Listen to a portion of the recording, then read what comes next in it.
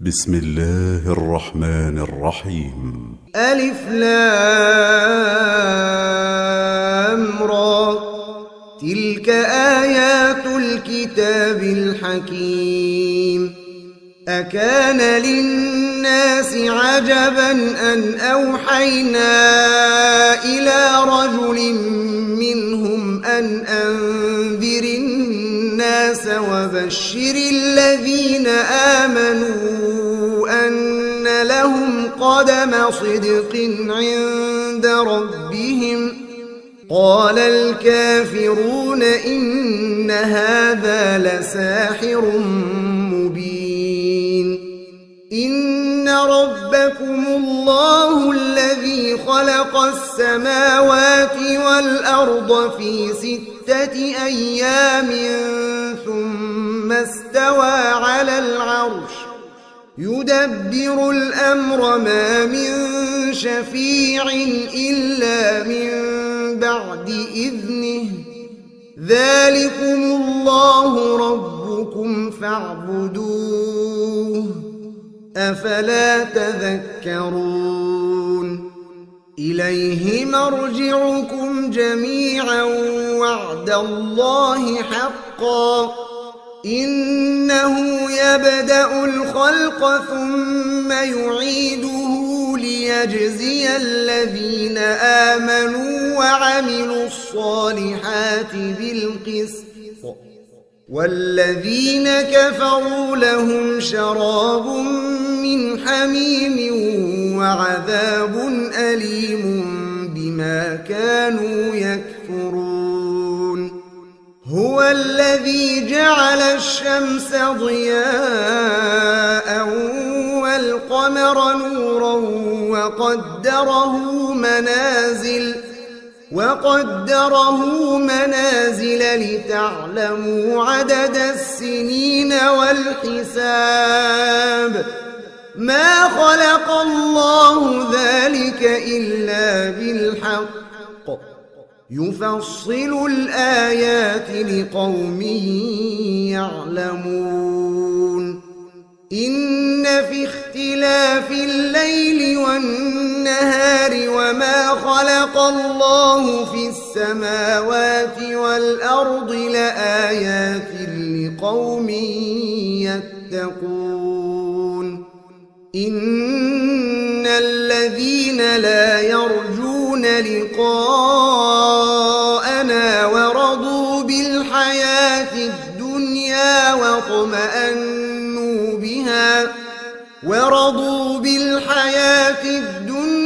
واطمأنوا بها والذين هم عن آياتنا غافلون أولئك مأواهم النار بما كانوا يكسبون. إن الذين آمنوا وعملوا الصالحات يهديهم ربهم بإيمانهم تجري من تحتهم الأنهار في جنات النعيم.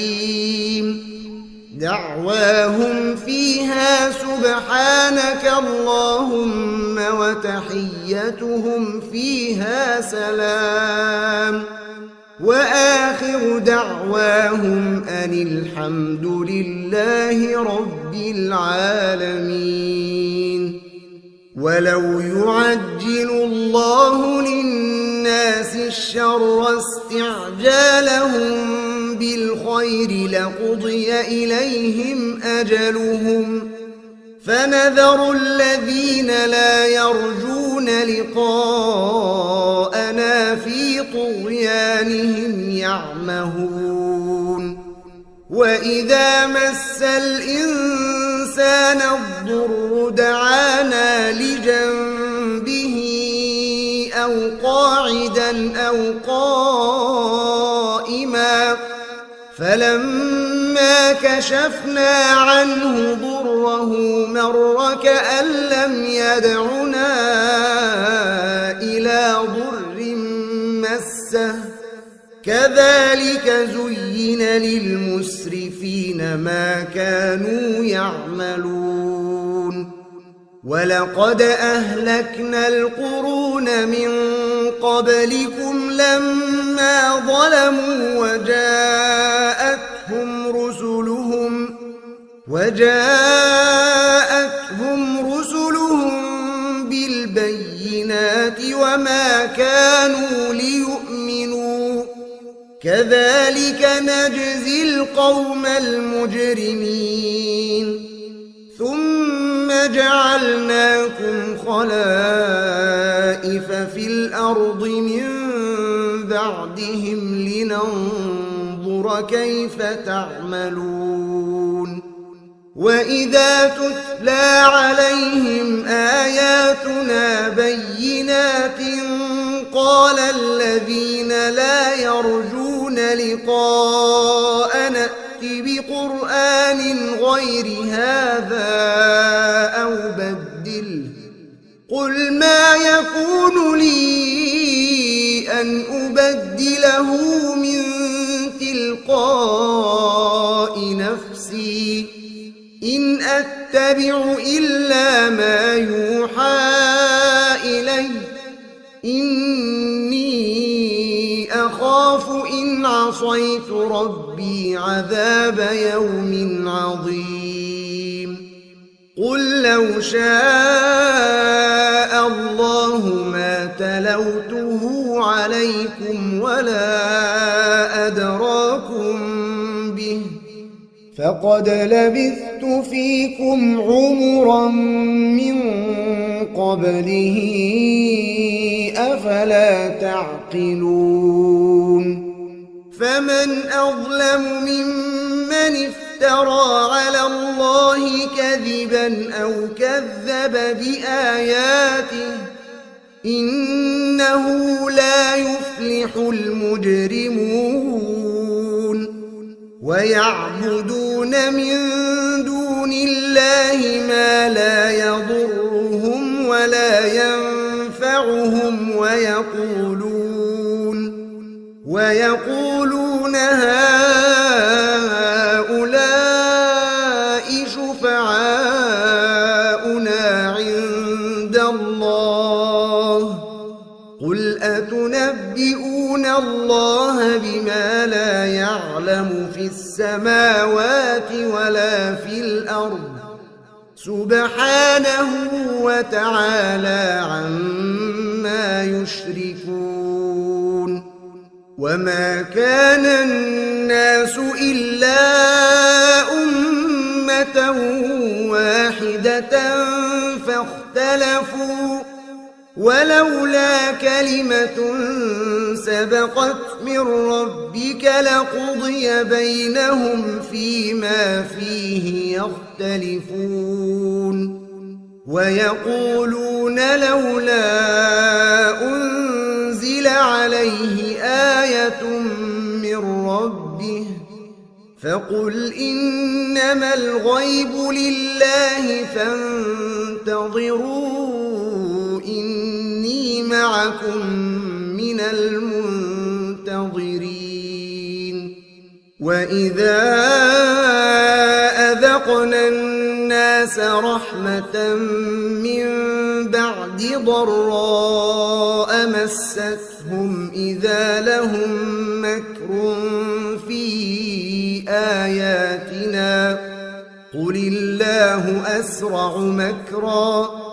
إن رسلنا يكتبون ما تمكرون هو الذي يسيركم في البر والبحر حتى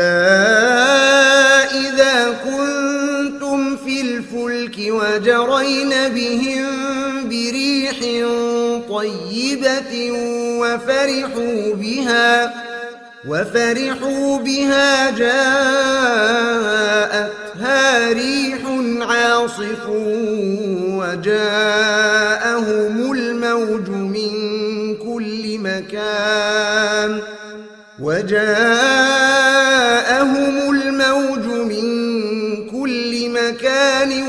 وظنوا أن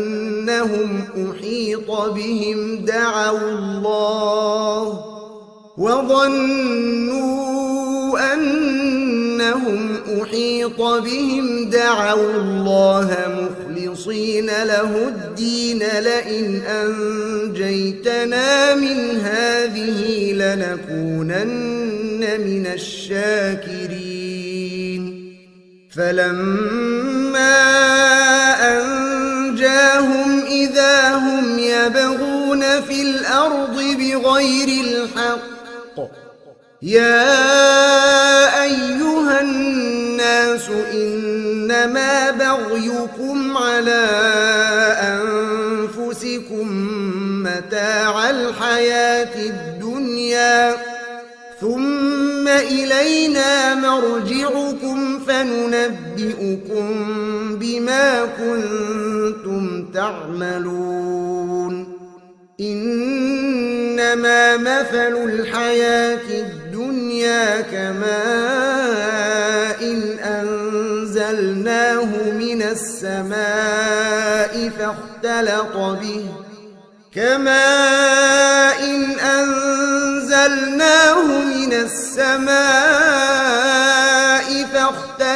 به نبات الأرض مما يأكل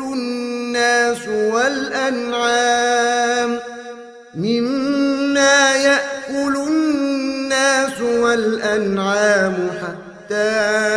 إذا أخذت الأرض زخرفها وزينت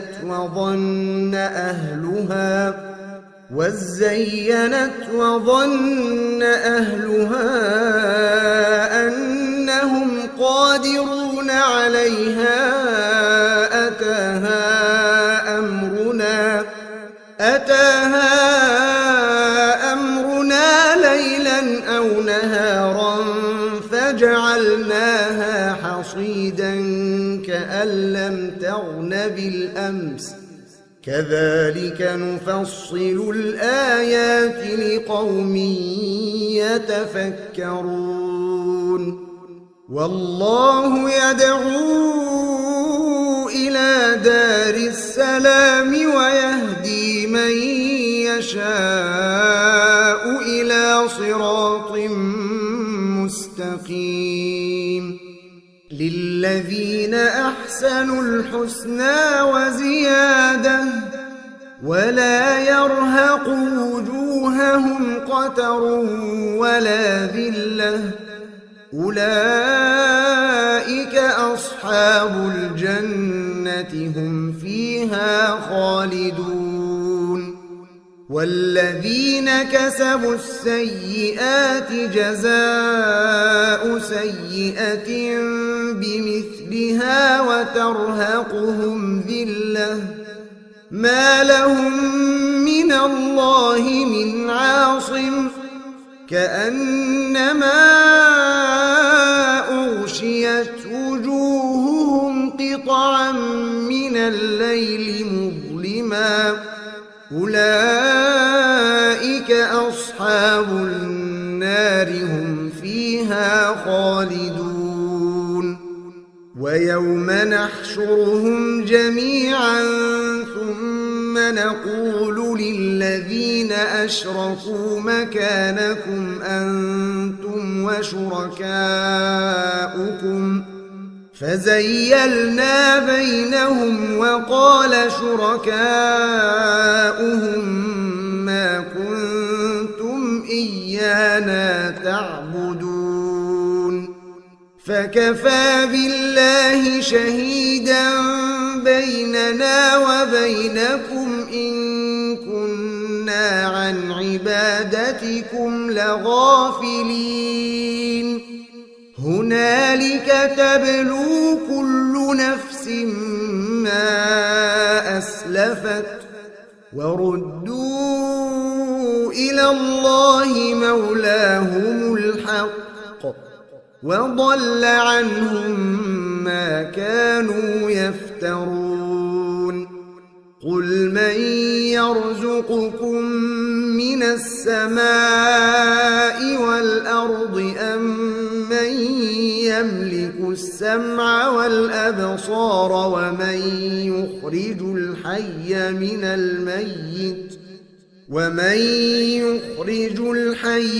الميت ويخرج الميت من الحي ومن يدبر الأمر فسيقولون الله فقل أفلا تتقون فذلكم الله ربكم الحق فماذا بعد الحق إلا الضلال فأنى تصرفون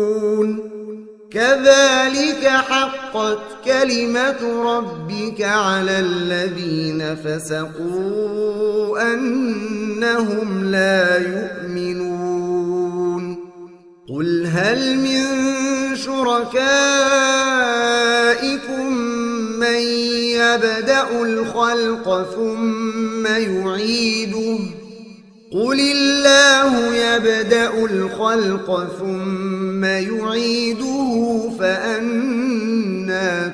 تؤفكون قل هل من شركائكم من يهدي إلى الحق قل الله يهدي للحق أفمن يهدي إلى الحق أحق أن يتبع أم من لا يهدي إلا أن يهدى فما لكم كيف تحكمون وما يتبع أكثرهم إلا ظنا إن الظن لا يغني من الحق شيئا إن الله عليم بما يفعلون وما كان هذا القرآن أن يفترى من دون الله ولكن تصديق الذي بين يديه وتفصيل الكتاب لا ريب فيه من رب العالمين أم يقولون افتراه قل فأتوا بسورة مثله وادعوا من استطعتم من دون الله إن كنتم صادقين بل كذبوا بما لم يحيطوا بعلمه ولما يأتهم تأويله كذلك كذب الذين من قبلهم فانظر كيف كان عاقبة الظالمين ومنهم من يؤمن به ومنهم من لا يؤمن به وربك أعلم بالمفسدين وإن كذبوك فقل لي عملي ولكم عملكم أنتم بريئون مما أعمل وأنا بريء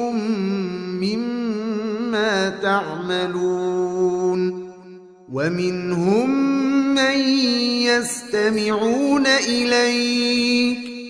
أفأنت تسمع الصم ولو كانوا لا يعقلون ومنهم من ينظر إليك أفأنت تهدي العمي ولو كانوا لا يبصرون إن الله لا يظلم الناس شيئا ولكن الناس أنفسهم يظلمون ويوم يحشرهم كأن لم يلبثوا إلا ساعة من النهار يتعارفون بينهم قد خسر الذين كذبوا بلقاء الله وما كانوا مهتدين وإما نرينك بعض الذي نعدهم أو نتوفينك فإلينا مرجعهم ثم الله شهيد على ما يفعلون ولكل أمة رسول فإذا جاء رسولهم قضي بينهم بالقسط وهم لا يظلمون ويقولون متى هذا الوعد إن كنتم صادقين قل لا أملك لنفسي ضرا ولا نفعا إلا ما شاء الله لكل أمة أجل إذا جاء أجلهم فلا يستأخرون ساعة ولا يستقدمون قل أرأيتم إن أتاكم عذابه بياتا أو نهارا ماذا يستعجل منه المجرمون أثم إذا ما وقع آمنتم به الآن وقد كنتم به تستعجلون ثم قيل للذين ظلموا ذوقوا عذاب الخلد هل تجزون إلا ما كنتم تكسبون ويستنبئونك أحق هو قل إي وربي إنه لحق وما أنتم بمعجزين ولو أن لكل نفس ظلمت ما في الأرض لافتدت به وأسروا الندامة لما رأوا العذاب وقضي بينهم بالقسط وهم لا يظلمون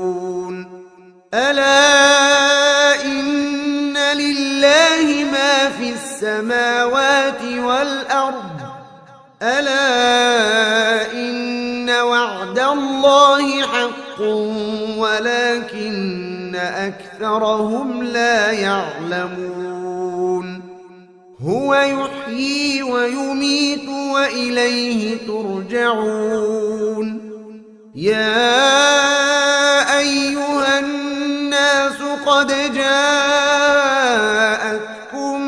موعظة من ربكم وشفاء لما في الصدور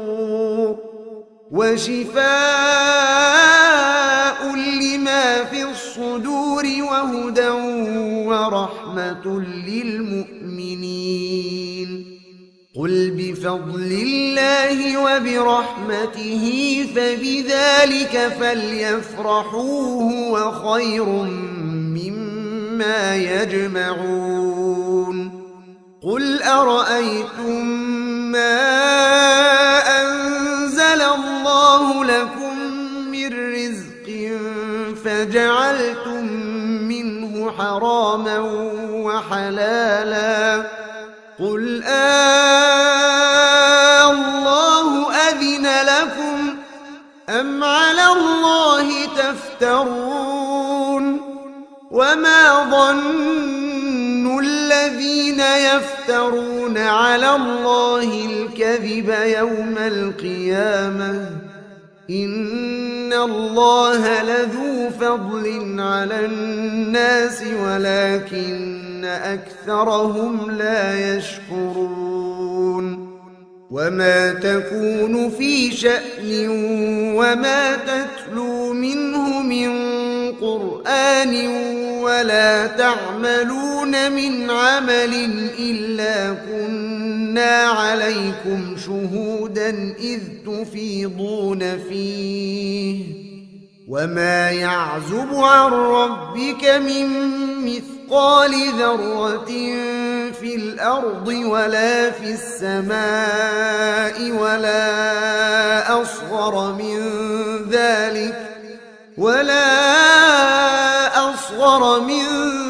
ذلك ولا أكبر إلا في كتاب مبين ألا إن أولياء الله لا خوف عليهم ولا هم يحزنون الذين آمنوا وكانوا يتقون لهم البشرى في الحياة الدنيا وفي الآخرة لا تبديل لكلمات الله ذلك هو الفوز العظيم ولا يحزنك قولهم إن العزة لله جميعا هو السميع العليم ألا إن لله من في السماوات ومن في الأرض وما يتبع الذين يدعون من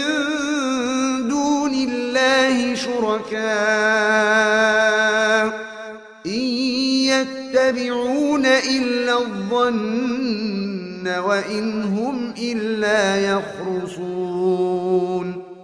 هو الذي جعل لكم الليل لتسكنوا فيه والنهار مبصرا إن في ذلك لآيات لقوم يسمعون قالوا اتخذ الله ولدا سبحانه هو الغني له ما في السماوات وما في الأرض إن عندكم من سلطان بهذا أتقولون على الله ما لا تعلمون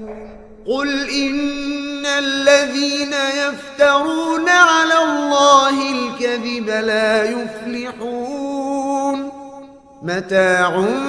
في الدنيا ثم إلينا مرجعهم ثم نذيقهم العذاب الشديد بما كانوا يكفرون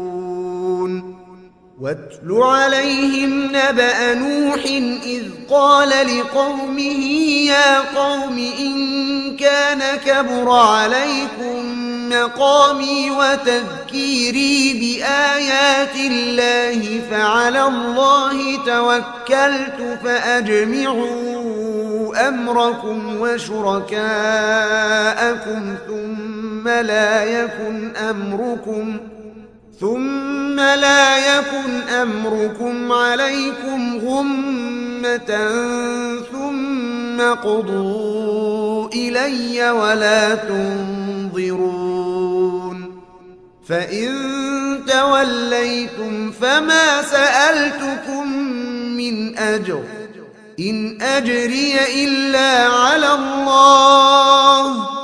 وأمرت أن أكون من المسلمين فكذبوه فنجيناه ومن معه في الفلك وجعلناهم خلائف وأغرقنا الذين كذبوا بآياتنا فانظر كيف كان عاقبة المنذرين ثم بعثنا من بعده رسلا إلى قومهم فجاءوهم بالبينات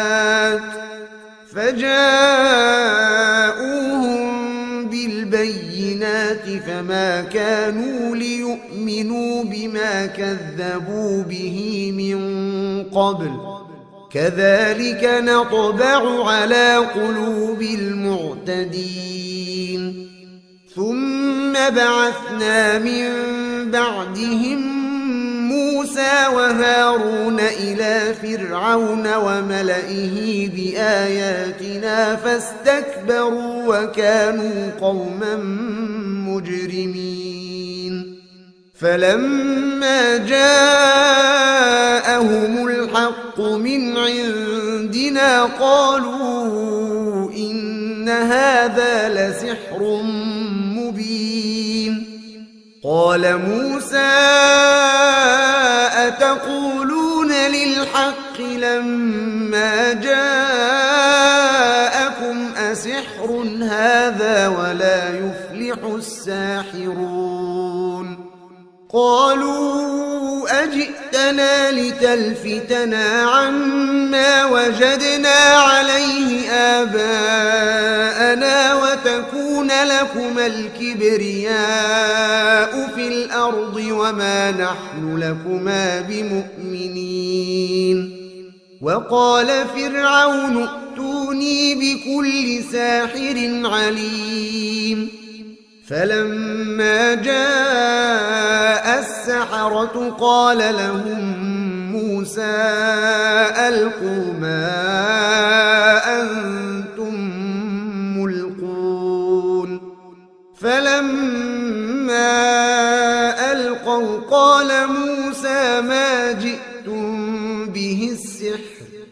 إن الله سيبطله إن الله لا يصلح عمل المفسدين ويحق الله الحق بكلماته ولو كره المجرمون فما آمن لموسى إلا ذرية من قومه على خوف من فرعون وملئهم أن يفتنهم وإن فرعون لعال في الأرض وإنه لمن المسرفين وقال موسى يا قوم إن كنتم آمنتم بالله فعليه توكلوا إن كنتم مسلمين فقالوا على الله توكلنا ربنا لا تجعلنا فتنة للقوم الظالمين ونجنا برحمتك من القوم الكافرين وأوحينا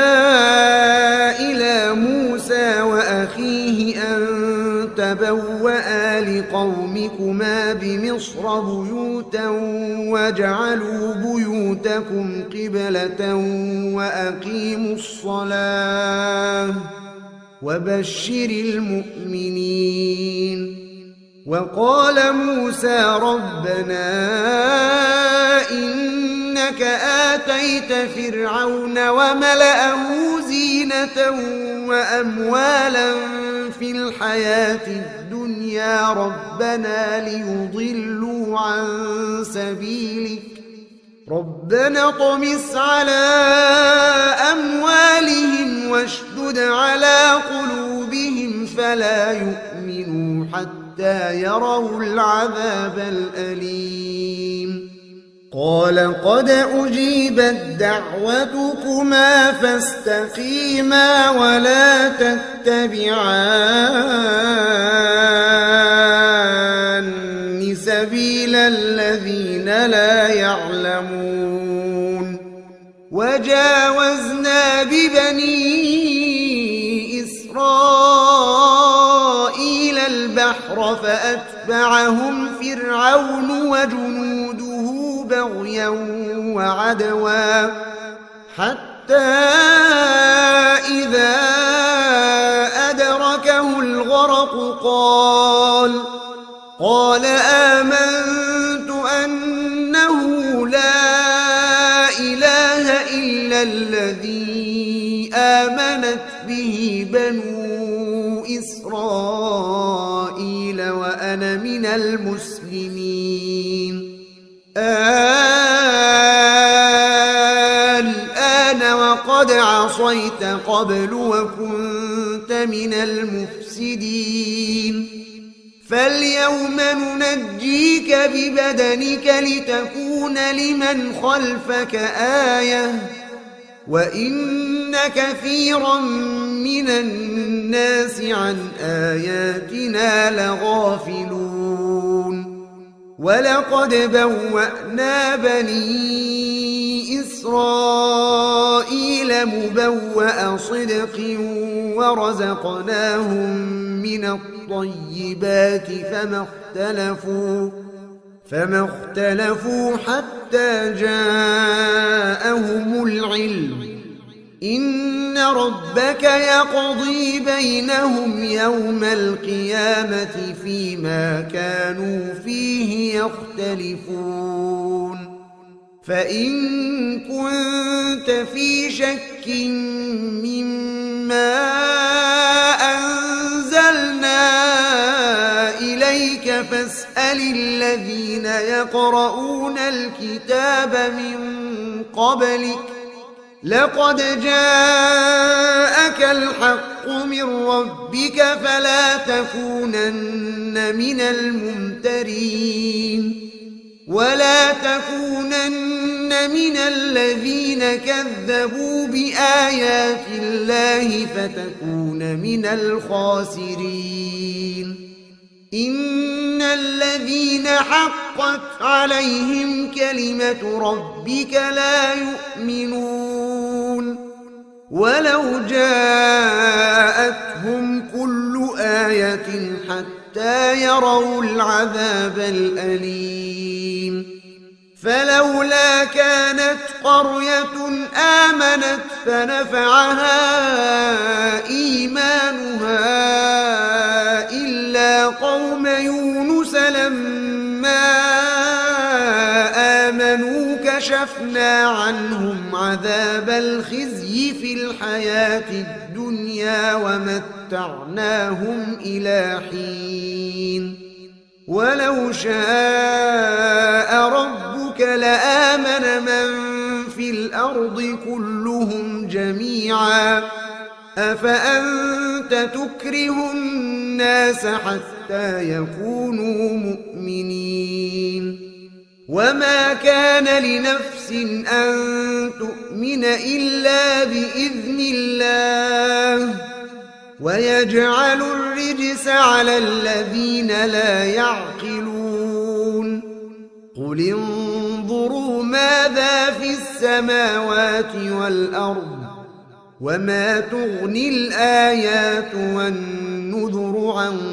قوم لا يؤمنون فهل